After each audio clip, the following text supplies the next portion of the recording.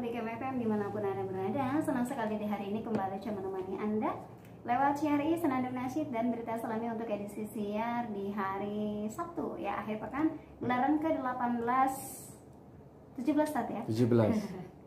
17 Desember 2022 bersama Ustaz Susilo. Assalamualaikum Ustaz. Waalaikumsalam warahmatullahi wabarakatuh. Sehat tadi ya? Alhamdulillah. Baik sahabat BKM FM dimanapun Anda berada, untuk hari ini kita masih membahas Kitab Nasha'ihul Ibad karangan dari Imam Ibnu Hajar Al-Asqalani untuk makalah yang ke-25 dari bagian yang kedua nih Pak ya? Enggak, pertama. Masih pertama. Pertama dan insya Allah sekali selesai. Mudah-mudahan selesai ya. Dan ini masih bab yang keempat atau bab Ar-Ruba'i. Nah, untuk bab Ar-Ruba'i ini berapa ini Pak? Berapa sekitar makalah? 30 berapa ya? 36 atau berapa? 36, berarti 30-an ya. Iya. Ya, mudah-mudahan kelar sebelum puasa. Insya Allah. Amin, mudah-mudahan ya. Sahabat BKM FM dimanapun Anda berada, kami juga mengundang partisipasi Anda di 0735481800 atau SMS dan WA di 08117241 dan acara ini persembahan dari LPPL Radio BKM FM, Dinas Komunikasi dan Informatika Aku Timur. Baik, kita akan kupas satu persatu poin-poin yang ada di makalah yang ke-25 ini. Silakan Ustaz. Terima kasih wa jazallah Sayyidana Muhammad dan anna khairan jazallah Sayyidana Muhammad dan anna ma huwa ahlu. Assalamualaikum warahmatullahi wabarakatuh. Waalaikumsalam warahmatullahi wabarakatuh. Alhamdulillah, alhamdulillahil qail fi kitabihil karim. A'udzu billahi minasyaitonir rajim. Qalu subhanaka la ilma lana illa ma 'allamtana innaka antal alimul hakim. Wassalatu wassalamu ala sayyidina Muhammadinil qail man nasiya sholata alayya nasiya tariqal jannah wa ala alihi wa ashabihi wa mawala la haula wa la quwwata illa billah. Wa ba'du, kaum muslimin pendengar Radio BKM secangkok siar yang dirahmati Allah. Seperti biasa, sebelum mulai bahasan kita dalam kitab Nasha'ihul Ibad yang insya Allah hari ini sudah masuk makalah yang ke-25 dari bab Ar-Ruba'i. Insya Allah kita akan baca Al-Fatihah satu ulang agar muasalah ilmu yang kita dapatkan di sore yang berkah ini juga kepada kita semua pendengar atau sahabat atau siapapun, dan termasuk yang di studio jika mengalami dirundung duka barangkali atau sakit badan atau sakit hati, insya Allah dengan Fatihah yang kita baca akan menjadikan hati kita tenang, kesehatan akan membaik insya Allah. Al-hadiniyah solehah wa alamana wa salahuna solihun ajarakumullah. Al-Fatihah. A'udzu billahi minasyaitonir rajim. Bismillahirrahmanirrahim. Alhamdulillahi rabbil alamin. Ar-Rahmanir Rahim. Maliki yaumiddin. Iyyaka na'budu wa iyyaka nasta'in. Ihdinas siratal mustaqim. Siratal ladzina an'amta 'alaihim ghairil maghdubi 'alaihim waladdallin. Baik, langsung saja menghemat waktu. Al-maqalah al-khamisah wal ishrun, maqalah yang ke-25. An Ali radhiyallahu an, dari Sayyidina Ali, semoga Allah meridhoinya, au karramallahu wajhah atau karrama wajhah atau memuliakan pribadinya. La yazalu dinu wad dunya qaimaini. Kata Ali bin Abi Thalib bahwa dunia dan agama, atau di sini didahului dengan agama, la yazalu dinu wad dunya, masih dalam keadaan qaimaini, di antara agama dan dunia itu jika masih ada, harus kelihatan 4 perkara ini. Artinya agama kita nggak akan hilang, artinya dunia ini akan tegak berdiri, dunia akan lestari, dunia akan baik-baik saja. Kalau keempat perkara yang akan kita bahas di sore ini masih ada di tengah masyarakat. Tetapi ketika 4 perkara yang akan kita bahas ini tidak ada, maka sungguh dunia dan agama kita akan menjadi rusak dan bahkan tidak menutup kemungkinan hancur berkeping-keping. Apa yang 4 itu kita lihat? Yang pertama, madamal aghniya'u la yabkhaluna bima khuwilu. Sepanjang orang-orang kaya yang ada di daerah itu, yang ada di negara itu, atau sekecil-kecilnya sebuah kampung, andai di kampung itu orang-orang kayanya tidak bakhil, maka kampung itu akan terus tegak, maka negara itu akan terus tegak, maka agama itu juga akan terus tegak. Asalkan orang-orang kaya yang di dalamnya itu tidak bakhil. Tidak bakhil itu tidak pelit, tidak pelit itu tidak medit, tidak medit itu tidak metitil. Jadi banyak ya kalimat-kalimat yang menggambarkan orang yang bakhil ini. Dan kita lihat memang di dalam kehidupan sehari-hari, kehidupan sosial kita, kebaikan orang itu hampir 100% itu dilihat dari bakhil tidaknya. Dia baik, ketemu orang senyum, kemudian barangkali dia membantu setiap pekerjaan, dia orang kaya. Kalau ada orang gotong royong, dia kemudian juga datang gotong royong. Kalau ada orang sedih, dia datang duluan. Tapi pelit, datangnya nggak bawa apa-apa. Gotong royong nggak mau dia mungkin bawa makanan di rumah dari rumahnya, padahal kaya raya. Kebaikan itu nanti akan tertutupi oleh bakhilnya. Orang tidak lagi melihat kebaikan-kebaikan yang dia lakukan kalau dia masih pelit. Misal orang ini gotong royong kurang, dia nggak begitu datang, dia orang kaya, mungkin sibuk. Tetapi kemudian dia nitip sesuatu untuk masyarakat, membelikan makanan barangkali, memberikan sesuatu yang dibutuhkan di dalam gotong royong. Itu justru akan dikenang oleh masyarakat. Daripada orang yang datang, setiap kali ada acara datang, orang takziah dia datang, orang kondangan dia datang, tapi dia pelit. Itu justru hanya dikenang sebagai lintasan saja. Tetapi ketika kita, yang paling bagus ya kita datang, juga kita bawa oleh-oleh. Kita misal berpengaruh di masyarakat itu, kok kemudian kita memposisikan yang nomor 3, artinya kita datang juga bawa oleh-oleh, kita datang juga menghadiahi, itu Masya Allah, sempurna dia. Tetapi yang pertama juga oke, yang kedua juga oke, tetapi yang paling oke adalah yang ketiga. Artinya apa pendengar DBKM dimanapun Anda berada, bahwa penulis kitab ini menggambarkan betapa rusaknya kehidupan, sendi-sendi kehidupan kalau orang-orang yang kaya di dalam sebuah komunitas itu bersifat bakhil, bersifat pelit gitu. Dan dititik beratkan oleh musarrih hadzal kitab yaitu Imam Nawawi bil bina'i lil majhul.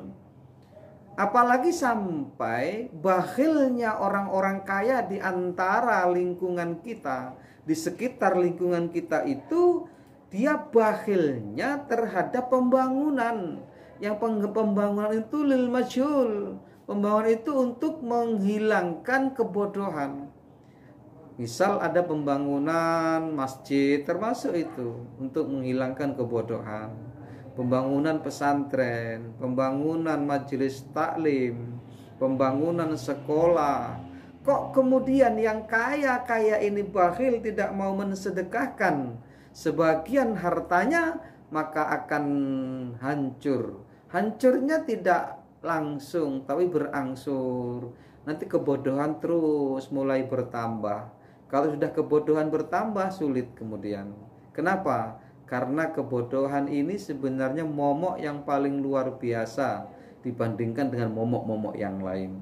Kebodohan ini yang akan menjadikan bangsa dan negara itu terbelakang. Kebodohan inilah yang kemudian akan menjadikan manusia tidak lagi melihat ajaran yang sesungguhnya, yang kemudian sampai dia bisa menemui Tuhannya. majhul.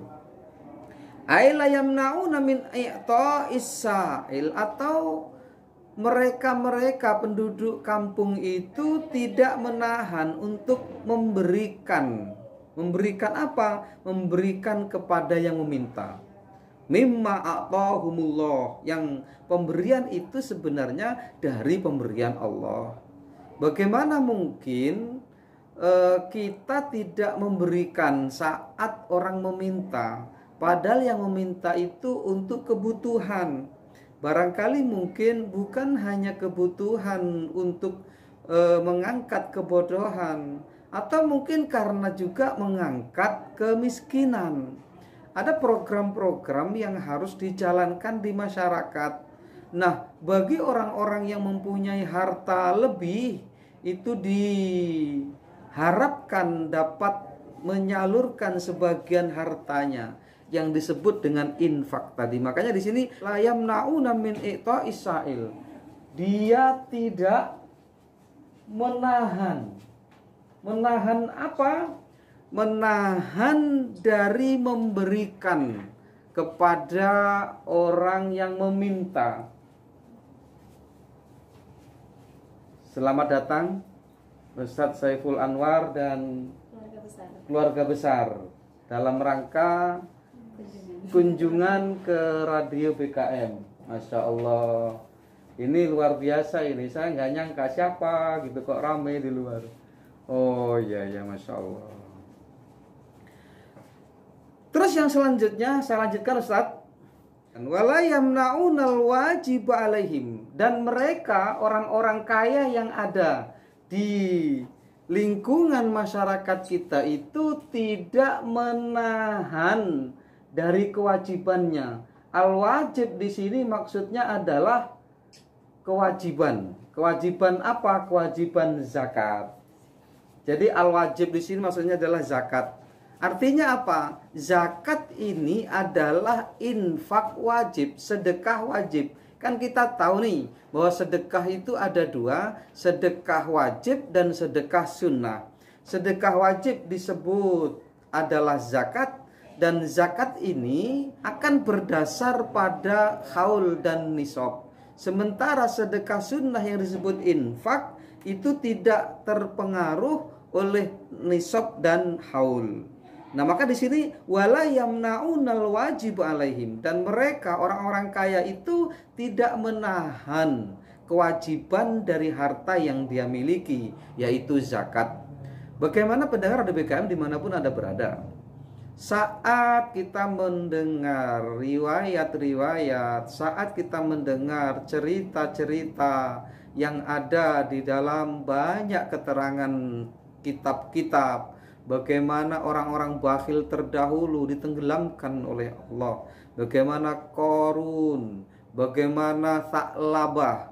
Tha'labah ini adalah sahabat Rasulullah yang saat miskin diminta untuk sholat rajin banget, datang ke masjid rajin banget, kemudian minta doa sama Rasulullah agar kaya. Dan Rasul pun sebenarnya sudah menasihatnya, jangan minta kaya, tapi mintalah cukup. Tetapi tetap saja dia berkeinginan untuk kaya. Lalu didoakan oleh Rasulullah dan kemudian kaya. Kekayaannya menyibukkannya hingga kemudian dia terlena oleh harta yang dia kumpulkan. Dia tidak ada waktu lagi untuk ke masjid menemui Rasulullah, dan pada akhirnya pun jadi bakhil. Saat kewajiban zakat diperintahkan kepada kaum muslimin, dia menahan. Huwa yamna'u dzalika. Dia menahan untuk tidak mengeluarkan kewajiban yang dibebankan oleh Islam kepada dia, dan akhirnya pun hancur sehancur-hancurnya.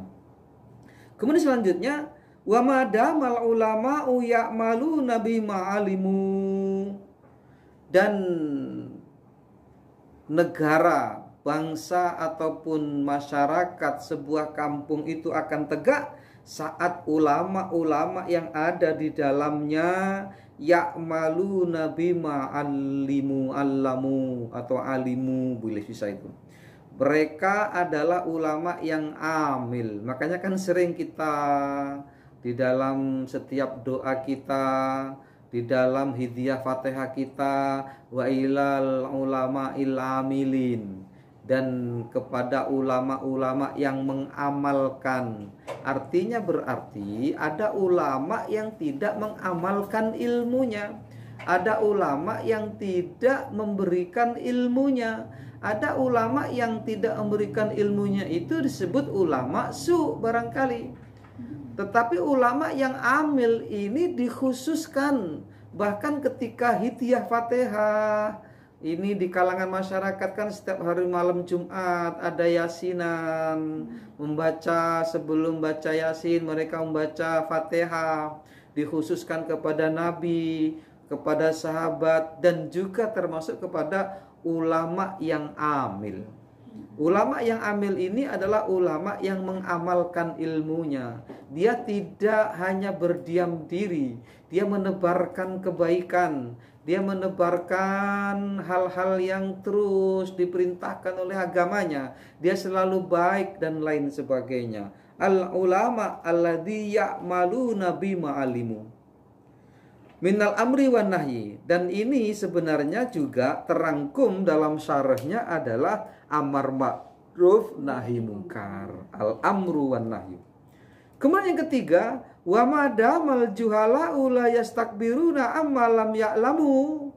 Dan juga tegaknya sebuah kampung, tegaknya sebuah negara, itu yang ketiga adalah apa? Selagi orang-orang yang bodoh itu tidak sombong terhadap apa yang dia tidak tahu. Kenapa kalimatnya orang sombong terhadap apa-apa yang dia tidak tahu? Biasanya disebut sombong ini sok tahu.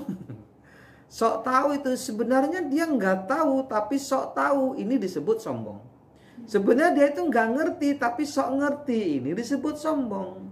Nah, kalau orang yang mengerti tadi disebut ulama atau al-alim.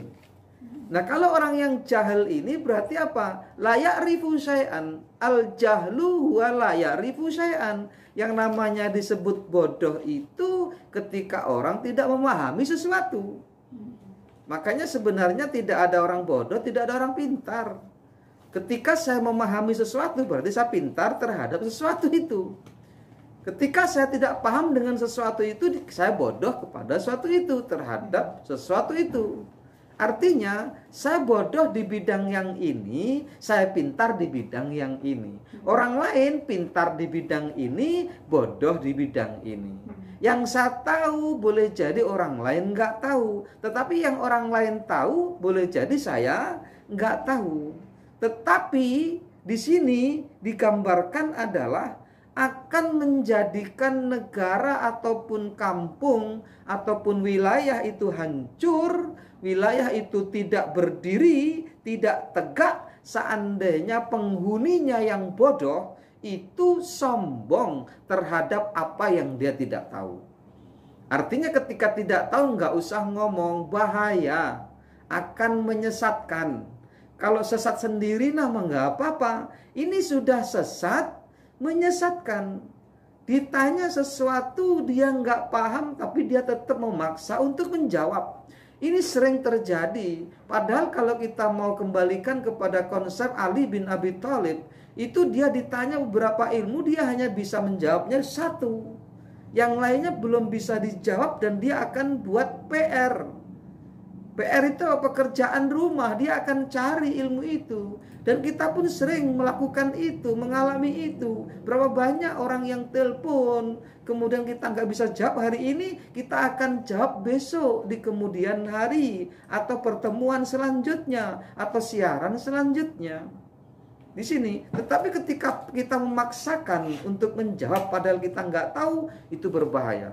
Sesat dan menyesatkan. Nah, ini yang akan merusak sendi-sendi kehidupan bernegara, sendi-sendi kehidupan bermasyarakat. Kemudian yang terakhir, wa ma damal fuqara'u la yabi'una akhiratahum bidunyahum, yaitu sepanjang orang-orang yang fakir, orang-orang yang miskin tidak menjual agama mereka, tidak menjual akhirat mereka untuk mendapatkan dunia. Bayangkan nih Mbak. Pertama, orang kayanya tidak pelit. Kedua, ulamanya mengamalkan yang dia tahu. Ketiga, orang-orang yang bukan ulama, yang orang-orang disebut di sini bodoh, tapi sebenarnya bukan bodoh itu gebiah uyah, bodoh semua enggak. Artinya bodoh itu la ya'rifu syai'an. Jadi tidak mengerti sesuatu. Artinya sesuatu itu bodoh baginya, tapi dia mungkin juga pintar terhadap yang lain. Dia tidak sombong terhadap yang dia tidak ketahui. Kemudian yang keempat, dia orang-orang yang miskin di dalam negara atau desa itu tidak menjual agama mereka, tidak menjual akhirat mereka demi mendapatkan dunia. Dan ini yang sangat berat yang terjadi banyak di kalangan kaum muslimin. Mereka tidak tahan lapar, mereka tidak tahan iming-iming dunia, mereka tidak tahan untuk mendapatkan super mie 3 bungkus, mereka tidak tahan untuk mendapatkan sawah 1 bengkok mungkin. Mereka tidak tahan untuk mendapatkan toko, dikasih toko, tapi asalkan pindah agama. Mereka tidak tahan untuk mendapatkan dunia. Mereka tidak tahan untuk mendapatkan istri yang cantik, yang kaya. Mereka tidak tahan untuk mendapatkan suami yang ganteng, yang kaya. Demi dunia mereka meninggalkan. Demi dunia mereka menjual agama mereka, menjual akhirat mereka. Ini yang banyak terjadi, fenomena ini di masyarakat kita, kaum muslimin. Terenyuh sebenarnya, tetapi sebenarnya ini sudah digambarkan juga bakal terjadi nanti, atau mungkin di zaman-zaman itu juga sudah banyak terjadi. Tetapi yang jelas, penekanan pertemuan di sore ini adalah bagaimana kita mendoakan kaum muslimin yang barangkali tertimpa keadaan yang seperti ini. Mungkin sulit ekonomi, mungkin sulit mencari pekerjaan, mungkin sulit mengejar ketertinggalan di bidang ekonomi, di bidang bisnis. Lalu kemudian banyak orang-orang menawarkan yang tawaran itu enak didengar, tetapi dia menggelincirkan. Karena mereka menawarkan sesuatu itu dengan syarat-syarat tertentu, yang syarat itu sampai menjual agama kita. Dan semoga kita tidak akan pernah mengalami hal itu, dan semoga kaum muslimin khususnya di Oku Timur dan umumnya pendengar seluruhnya dapat terhindar dari hal-hal yang demikian. Apa? Menjual agama demi dunia. Insyaallah. Ya, sahabat BKM dimanapun Anda berada, demikian tadi isi dari